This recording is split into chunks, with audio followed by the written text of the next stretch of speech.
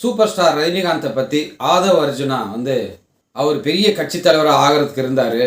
அவரை பயமுறுத்தி திமுக வந்து மிரட்டிட்டாங்க. அதனால தான் அவர் வரல. இப்போ அவருடைய ரெட் ஜெயிண்ட்லேயே வந்து படம் நடிக்க போயிட்டாரு. இப்போ அதே ஆதவ் அர்ஜுனா வந்து நான் சொன்னது தப்புன்னு சொல்கிறாரு. ஏதாவது சொல்லிட வேண்டியது, அப்புறம் மன்னிப்பு கேட்க வேண்டியது. எத்தனை கட்சி இருக்குது, அத்தனை கட்சியிலும் யாருன்னா ஒருத்தர் எதானா ஒன்று சொல்லிட்டு மாட்டிக்கிறாங்க. அதை மறந்துடுறாங்க.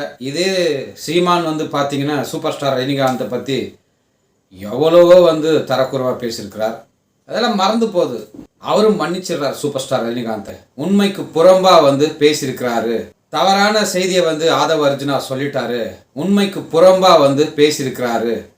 அதுக்கு கண்டனம் தெரிவித்த நிறைய பேருக்கு வந்து நன்றின்னு சொல்லியிருக்கிறார் சூப்பர் ஸ்டார் ரஜினிகாந்த்.